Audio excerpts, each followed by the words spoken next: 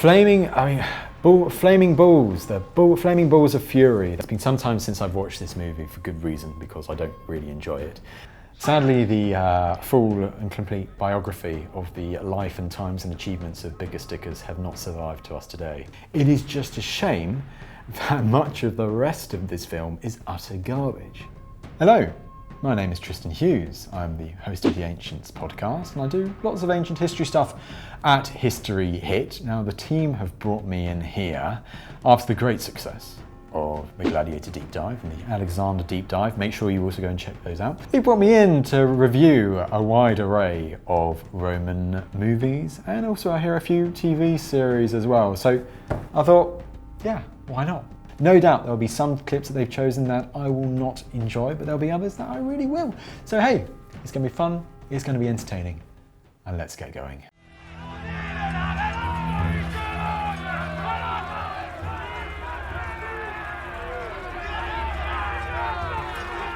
So we're on to TV, and the series, the HBO series that go on Twitter and classicists everywhere love, and ancient historians love. It is brilliant. It is a timeless classic, so well done, and this is one of the first scenes.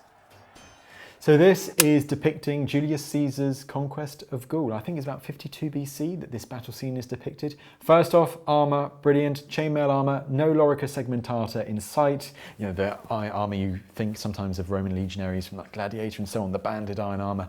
That's introduced later, not in the late Republican period in the time of Julius Caesar. So the whistle, let's talk about the whistle, because I think this is something that many of us always remember when we watch this part of HBO Rome season 1 right at the beginning, episode 1, and it is suggesting the use of whistles to move soldiers from the front ranks to further back. There's no evidence for the use of whistles by the Romans in battles like this. However, there is archaeological evidence for whistles at legionary fortresses. There's an example of a whistle found at the Roman fort of Regensburg, and it's extraordinary little whistle. Ben Kane, brilliant Dr. Ben Kane, he showed me a replica that he has. But he explained to me how we don't know the function of it, and it may well have been, was it used in battle? Could have been, but more likely for a doggy, for a pet dog. So there is no direct evidence for the use of whistles in battle. But what I like about it here is that, look, there is still archaeological evidence for whistles in a military context in Roman forts, and it's being used here. And what I think it is really demonstrating is the discipline of these Roman legionaries, Caesar's legionaries, who at this time have been fighting in France. They've also gone to Britain, a few of them as well. You know, they are incredibly disciplined. They've got so much battle experience, and they are some of the greatest, most battle-hardened soldiers in the Roman Republic at this time, and they are central to the power of Julius Caesar. Legionary Titus Pullo is a hero of the 13th Legion, but look at him now. Justice knows every man's number. He has committed a terrible sacrilege, and he will pay for it with his life, as will any man here who breaks the law. Public disciplinary actions was something that the Romans were keen on to make sure that soldiers didn't do similar, basically kind of install a bit of fear there. This is an example of a whipping. But we know of several cases, I think there's at least 4 cases of actions that if a Roman soldier was found guilty of, would result in execution. Beheadings, they could be crucifixions in cases, horrific. There's, for instance, the story of if a soldier fell asleep whilst on guard during the night. If they fell asleep and were caught and they were found guilty of it, they could be subject to a gruesome death called fusterarium. Now, this was when the soldiers' tent companions, so legionaries were divided into contuberniums, which was a kind of a dormitory of 8 men, and those people who you shared your dormitory with, they'd be like kind of your closest, your brothers in arms on campaigns and so on. And these closest comrades, they would have to step forward, and you would be beaten to death by them, either with sticks or their bare hands or something like that, and it's pretty brutal stuff. So for a select number of crimes, the punishment in the Roman army was death and public executions to ensure that other soldiers didn't do similar. I mean, what better way to stop them from doing that than saying your penalty would be an absolutely gruesome and public death. Brawlers and drunkards will be flogged. Thieves will be strangled. Deserters will be crucified.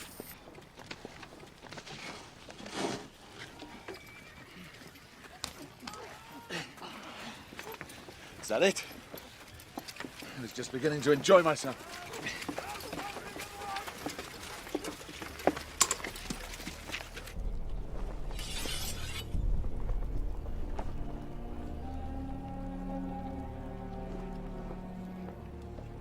Before you, Vercingetorix, son of Celtil, chieftain of the tribe of the Averni. That was Vercingetorix, the leader of the Great Gallic Revolt against the Romans, culminates in the Great Siege of Alesia, where Caesar wins one of his greatest victories, I think you could say, against Vercingetorix and his host within Alesia, and then a massive liberating force that Caesar, Mark Antony and the soldiers are able to fend off too. And it ultimately results in Vercingetorix going to Caesar's camp and surrendering, according to one version. The version I think they followed here is of Vercingetorix going to Caesar's camp voluntarily, and that is mentioned in a historian called Cassius Dio, who's writing a couple of centuries later.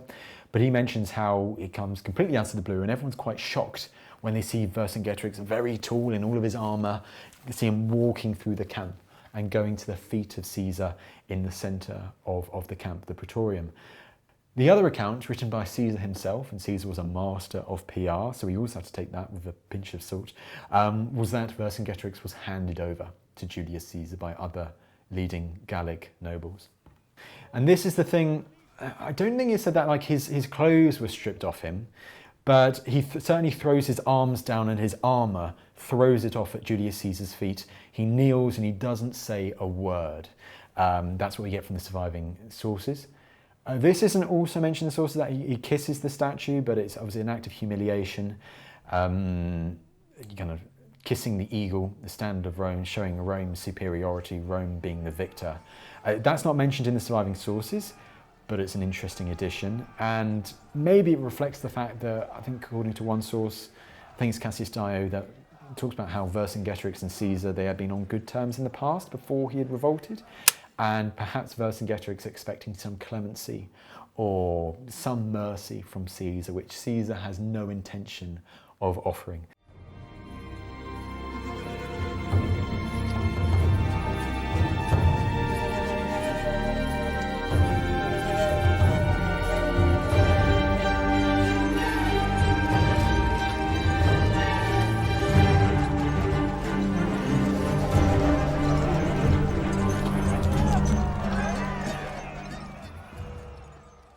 And speaking of said triumph, here we go, death of the King of the Gauls. And this is a few years later. Set the scene, this is 46 BC now. So between that scene of Vercingetorix surrendering and Caesar in Gaul, it's been about 6 or so years, during which Julius Caesar has successfully fought and won, the majority of his civil war, beating Pompey, then victories in Egypt, against the Ptolemies. I think it's Ptolemy the 13th and his faction, and Arsinoe the 4th, then goes north, defeats a powerful king in what is today Turkey, the Pontic War, Pharnaces, and then he goes to North Africa, defeats the likes of Cato the Younger and Metellus at Thapsus and Utica.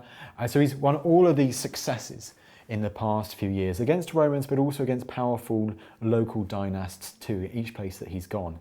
And finally, in 46 BC, he's back in Rome, and he has not had the time to have the great triumph, which was kind of the mark of a great success of a military general, where they would go through the city, through a particular route, end at the Capitoline Hill at the centre of Rome to celebrate their military victories and their successes for the Roman state. And finally, in 46 BC, Julius Caesar, he's won all of these victories, all of these campaigns, and he decides, I'm not going to hold one triumph. I'm going to hold 4. I'm going to celebrate each of my different successes in different areas of the world.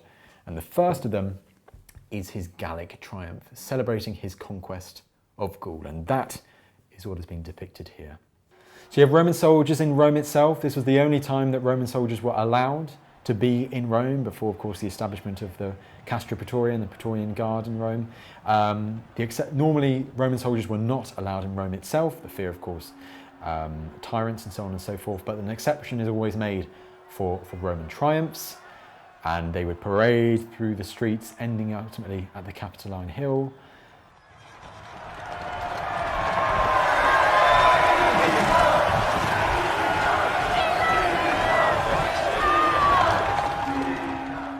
So Caesar's got the red paint on there, being painted on his face. I'm going to come back to that in a bit.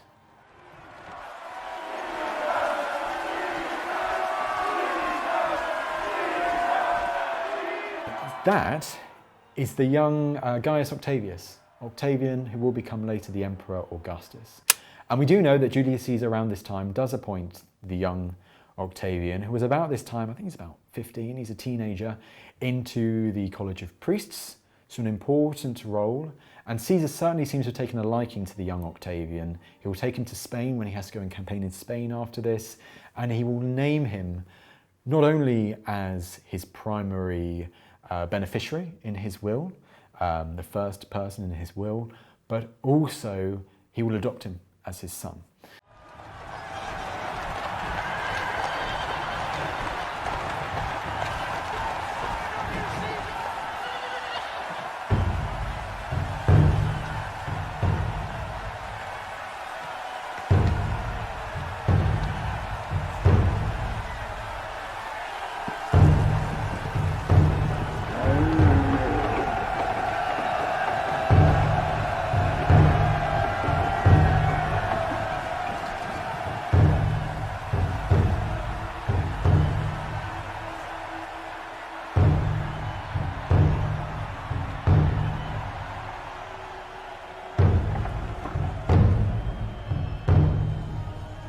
The red face paint is mentioned once in Roman sources from what I can remember, and it's apparently kind of associated with the Roman chief god Jupiter, who had a red-faced statue.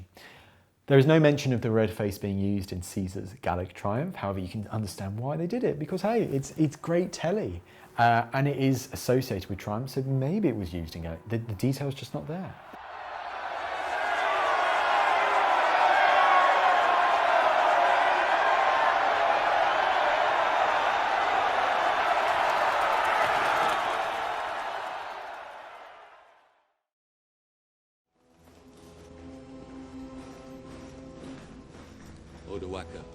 Orestes. For 10 years I have supported Rome. 10 years! Who is My that? warriors have fought beside your legions. The commander of the Goths. So now, here I am, to claim my dues.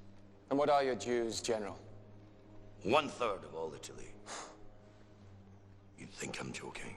Is this true, Orestes? Did you make such a pact? No. How could I promise what isn't mine to give? 1/3 of Italy. That way the alliance. So first off, we have got The Last Legion. Now, this film is never really seen in the high echelons of ancient history films, and with good reason. There are a lot of problems with this film, and it's certainly not one of my favourites. I think it's pretty dire. But we'll try and find some, not gonna hate and hate and hate, I want to find some good points with it. It's a really interesting time in history. The context, it's the fall of the Western Roman Empire. It's 476 AD. So this is real late antiquity, and Odoacer deposing the last Roman emperor in the West. Or so supposedly, there was actually another emperor at that time. But it's the fall of the Western Roman Empire, and it is really, really interesting that there is a film dedicated to it. It is just a shame that much of the rest of this film is utter garbage.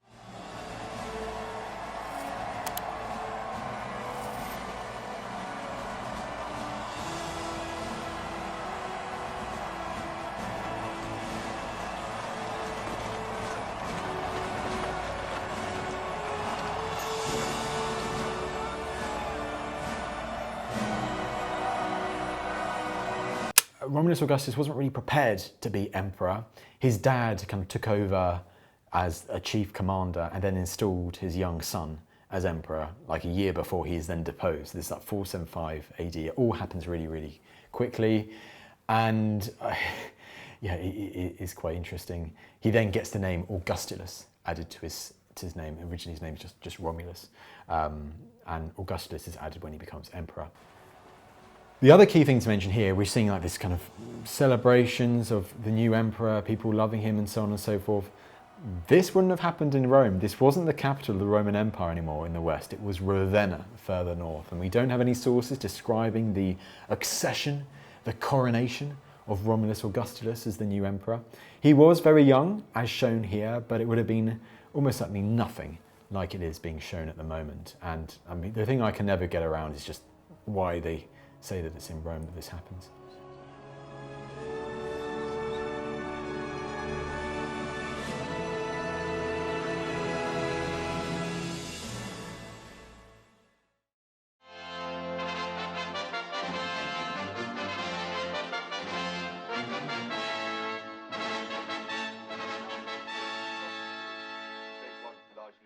The Life of Brian, Monty Python. Oh, this is one of my, I love this scene. I think everyone loves this scene because it's brilliant. Pontius Pilate, fascinating figure, historical figure as well, mentioned in the Bible, but also historical sources portrayed here with a lisp. And of course, we will in time get to the story of Bigger Stickers. Set design's interesting. Now, I think it's just what they could get their hands on to really show kind of Roman, emphasize, you know, this is kind of a Roman HQ idea. And of course, this is set in about 33 AD, the time of Jesus of Nazareth. And we must mention that Pontius Pilate is first and foremost remembered for being the governor of Judea at the time of Jesus of Nazareth's death. And Pontius Pilate oversees the trial of Jesus of Nazareth. And there's the famous scene in some of the Gospels where Pontius Pilate, he's almost kind of exonerated but from the judgments by, and it's really the people and the priests, the Pharisees, who are very much the ones pushing for Jesus of Nazareth's execution by crucifixion. And there's that, of course, the washing your hands, and he kind of, in one, he washes his hands of the judgment and says, you know, it's not me who's done this, it's not my problem, kind of thing. And that's hence why you get this idea of washing your hands of something. What's that?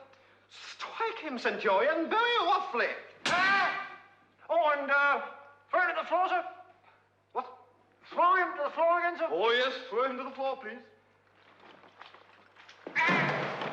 Now, Jewish rapscallion. I'm not Jewish, I'm a Roman. A Roman? No, Roman. Oh, your father was a Roman. Who was he? He was a centurion in the Jerusalem garrisons. Jerusalem garrison, interesting because the center of control for the Romans in Judea at this time, it wasn't in Jerusalem. And I think many soldiers and people like Pontius Pilate, they probably didn't like going to Jerusalem. They had to sometimes and kind of keep the peace, particularly with the great feasts that would have occurred. They probably viewed Jerusalem as a very troublesome area of Judea, and actually their main center of power was on the sea, a place called Caesarea Maritima, built by Herod the Great, very classical in its outlook. But yes, there would have been soldiers around the area of Jerusalem. I think it's a joke, sir. Like Sillius Sodus or Bigger Stickers, sir. What's funny about Bigger Stickers? Well, it's a joke name, sir. I have a very great friend in Rome called Bigger Stickers. Sadly, the full and complete biography of the life and times and achievements of Bigger Stickers have not survived to us today. I wish they had, but sadly that biography has long disappeared. What exactly are the demands? We're giving Pilate 2 days to dismantle the entire apparatus of the Roman imperialist state, and if he doesn't agree immediately, we execute her. Cut her head off? Cut all her bits off. Send them back on the hour, every hour. Show them why not to be trifled with. And of course, we point out that they bear full responsibility when we chop her up, and that we shall not submit to blackmail. No blackmail! They bled us white. An iconic scene of Monty Python's Life of Brian is being repeated again and again and again. We love it. We love it because it is just such great comedy. And what have they ever given us? What have they ever given us? The aqueduct? What? The aqueduct? Oh, yeah, they did give us that. That's true, yeah. And there's sanitation. Oh, yeah, the sanitation, Reg. Remember what the city used to be like? Yeah, all right, I'll grant you, the aqueduct and sanitation are two things the Romans have done. And the roads. Well, yeah, obviously the roads. I mean, the roads go without saying, don't they? Sewers, roads, aqueducts, those are things we always associate with the Romans and the Roman Empire and so on. All those things exist before the Romans, but I think they become so attached to the Romans because they are so central to Roman-style settlements. You know, wherever you go, you will see remnants of one of those key things. And also just the scale of them, how impressive they are under the Romans. Just look at the road network that survives and some of the most incredible ones and how far they stretch. First of all here, if we talk about the historical context, we'll go through them one by one because there's some really interesting archaeology for Jerusalem at that time. There is an aqueduct in Jerusalem at the time of the setting of the life of Brian, early 1st century AD, and some have argued that it was actually constructed by Pontius Pilate. So there you go, there's a nice little T in there. So yes, what have the Romans done for them? Well, they have given them an aqueduct in Jerusalem at that time. Sanitation, interesting. We know there were like sewer systems and stuff beneath Temple Mount, I believe, or around the size of Temple Mount, which are believed to have been Herodian in date, so dated before the times of Pontius Pilate. So yes, absolutely there. The roads is a very interesting one as well, if you're talking about Jerusalem, because there is a particular street called the Stepped Street. And when archaeologists were excavating that Roman road, they found coins dating to the time of Pontius Pilate when he was governor, which has suggested, potentially, can't be proven for sure, that maybe that fell out to the pocket of a worker or someone who was helping build this road when it was initially being constructed. And that would suggest that it was under Pontius Pilate's rule as a governorship that key road in Jerusalem was constructed too. So all these things you can actually point to particular historical examples of, which I find really interesting. But apart from the sanitation, the aqueduct and the roads... Irrigation, medicine, education. Yeah, all right, fair enough. And the wine. Yeah, that's something we'd really miss, Reg, if the Romans left. Public baths. And it's safe to walk in the streets at night now, Reg. Yeah, they certainly know how to keep order. Let's face it, the only ones who could in a place like this. All right, but apart from the sanitation, the medicine, education, wine, public order, irrigation, roads, a fresh water system and public health, what have the Romans ever done for us? Yeah, that's the interesting part for me. I can talk less about the medicine and wine and so on and so forth, but the brought peace at the end I find really interesting because a few decades on from this, you will actually have a great revolt in Judea from the Romans, the Great Jewish Revolt, and you have a couple more as well in the decades following that. And one of the reasons is the poor management of Judea by some of its earliest governors, including Pontius Pilate. So actually, the Romans early on, and look, this may be a bit of over-exaggeration, but it does seem to suggest from the surviving historical accounts that people like Pontius Pilate were actually quite cruel. They're very much trying to implement Roman ways, Roman law and order and so on and so forth, quite harshly. And this in turn caused a lot of resentment. But they bring peace for a bit, but they also, through the actions of their high leading officials in this area of the world, they cause resentment to really grow and grow and grow. And that will outbreak a couple of decades after Monty Python's Life of Brian is set. That will result in, not the People's Front of Judea, I must admit, a bit different, but you will have a great Jewish revolt as well. So the brought peace part, that's more difficult because there are certainly rebels, there are certainly a lot of discontent towards the Romans and harsh actions of figures like Pontius Pilate. Shut up! I've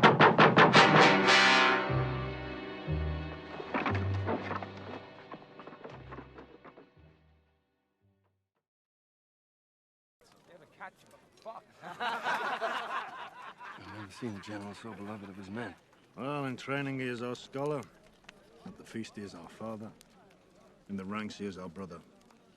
And in battle he is the God we pray to save our souls. Where did you read that? It's written on the shithouse wall, sir. Probably wrote it himself. He's a ruthless, reckless bastard. Aha! Oh, great. This is one of my favourite movies. And then yes, there are problems with it. There are problems with many of these movies, but hey, it's Hollywood. These movies are meant to get people interested in this period. They're meant to entertain. And if you want to learn more about the real history, you can go and learn more about it. It's a great kind of stepping stone into learning more about it. But I love Centurion. If The Last Legion is about here, in my estimations in my reviews of ancient history movies, I think Centurion is about here, because what I love about it, and particular scenes of it, is that it's a combination of some of my favourite tales and stories from the Roman Empire, from Roman history.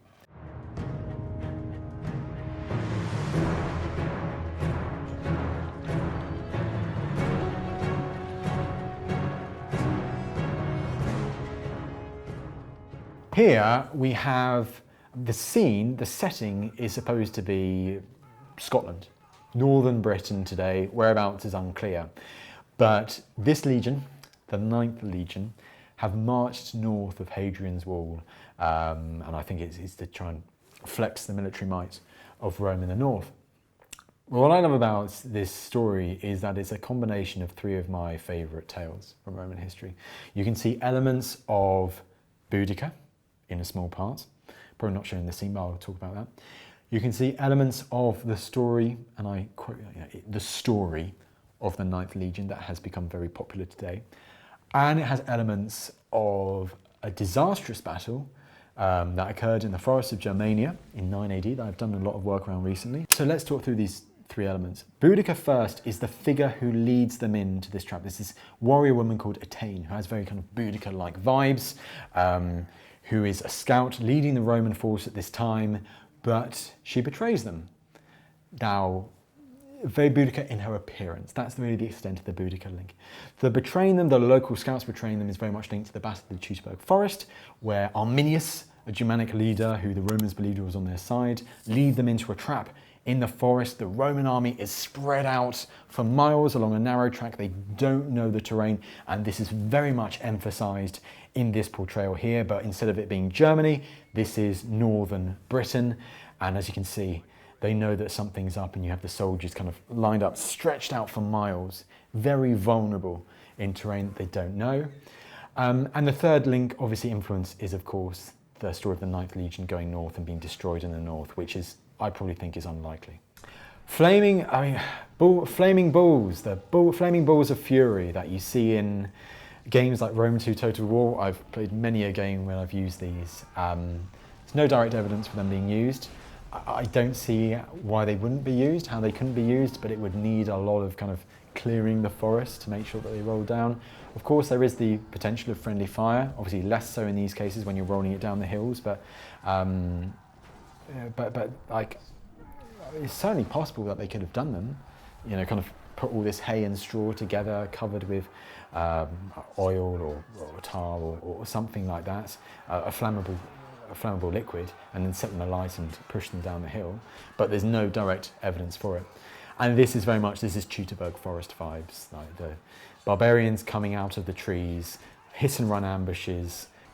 They're shown quite a lot with big brutish weapons. They've got throwing axes, big kind of two-handed weapons, swords. Interestingly, quite a lack of spears, and spears would still have been like a central weapon of the attackers.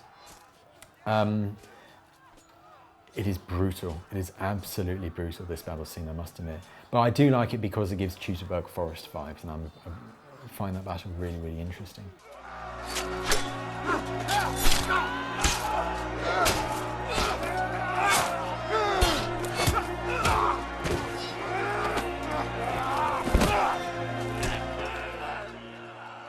Yes. Lots and lots of gruesome stuff there. Lots of stuff that you might well have to cover, because it is a very, very gruesome battle scene.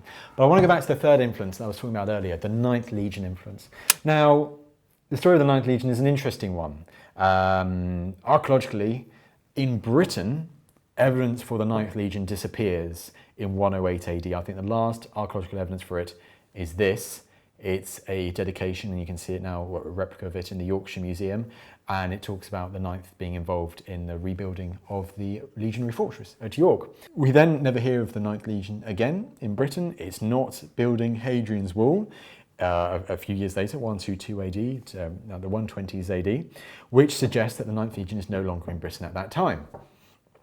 Now, the popular story today, thanks to Rosemary Sutcliffe and the Eagle of the Ninth, is that the 9th Legion headed north before the building of Hadrian's Wall and was destroyed in northern Britain. And then, of course, you get the story and you get the Eagle as well with Channing Tatum and like going north to try and retrieve the Legionary Eagle.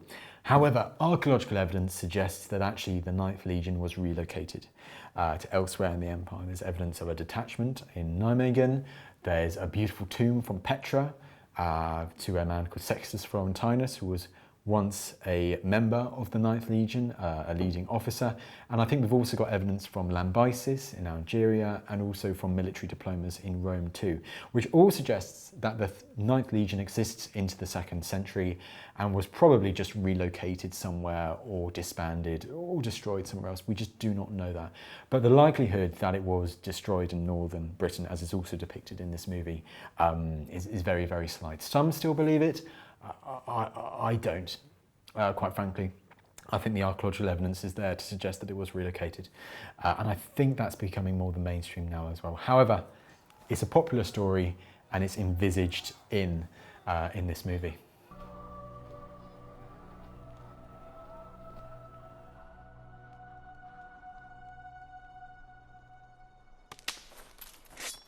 Thanks. I think the gods, some of us made it. Only you?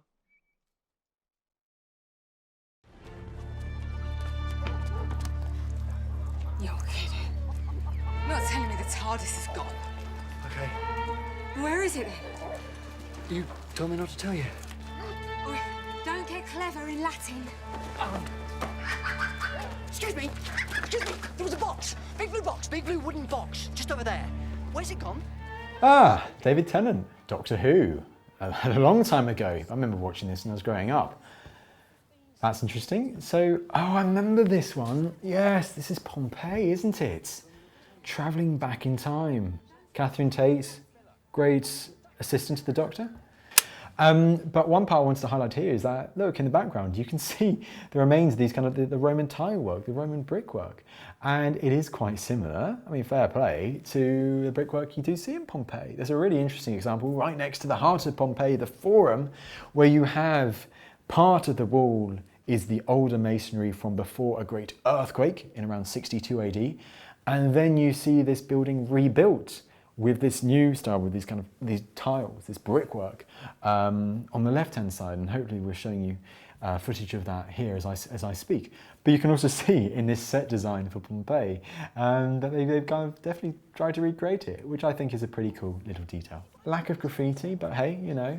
Noticeable lack of phalluses. I mean, phalluses run everywhere, and I think for Doctor Who, fair enough that you don't include erotic imagery on the walls. You could get quite a few complaints for that. But we do know from the archaeology that, you know, they were used as kind of a good luck symbol to ward away the evil eye and spirits like that. So many shopkeepers would have had depictions of phalluses on the walls and so on as good luck symbols. Well, my love. Lucius Dexterus himself has come to the house this afternoon. What with that and our Evelina about to be elevated. Oh, don't go on about it, Dad. If we'd moved to Rome, like I said, she could have been a Vestal Virgin. Someone mentioned Vestal Virgins? Talking about one of the most important priesthoods in Rome, Vestal Virgins swore an oath of chastity for 30 years. They could then marry afterwards, after that, but their job was kind of to keep the fire, the sacred hearth of Vesta burning in their temple in Rome to make sure that that fire never went out. They had lots of privileges as well. They got a very front row seat in places like the amphitheatres and so on, and they got a lot of privileges. I think they also got their sports car equivalent through Rome too. Obviously not a sports car, but kind of chariot or beer or something like that. So they mentioned the Vestal Virgin there. Quintus, don't be so rude. You apologise to the household gods. Get off. Apologise right now. The gods are always watching. Position!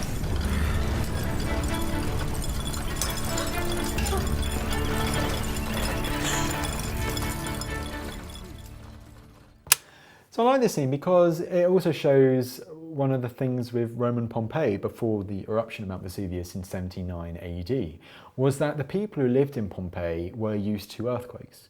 Tremors were nothing new to the people of Pompeii, and actually of course caused by Mount Vesuvius.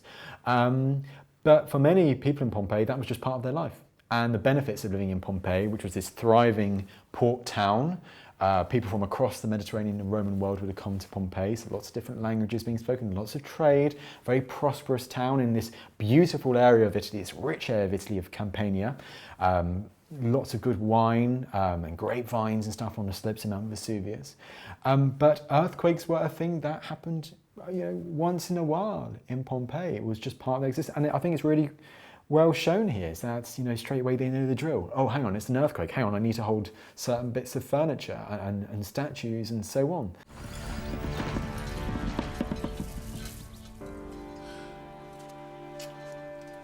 Now you've made the heavens angry. Just say sorry. I tell you, Caecilius, that boy will come to no good. Sorry, household gods. So where were you last night? Down the Thermopolium, I bet? Cavorting with Etruscans and Christians and all sorts. How's your head, sunshine? How's your head? Right, Dad. Interesting talking about kind of hanging out at the Thermopolium last night. Thermopolium's really interesting part of Pompeii. Once again, probably some footage of them right here. Thermopoliums were kind of seen as these fast food stalls and they're beautiful, some beautifully preserved ones have survived, which show kind of the options that you could get from this takeaway place on the corners of the streets. There are a number of Thermopoliums known and excavated from Pompeii where you could get food, you could eat out. Many houses in Pompeii didn't have kitchens. I mean, a house like this, a villa like this, for a high-ranking figure like Caecilius and his family, yes, they would have had servants, they would have had slaves, and they would have had cooks and so on and so forth. But people who lived in smaller houses, in more squalid conditions, probably didn't have a kitchen, so they did eat out at the Thermopoliums.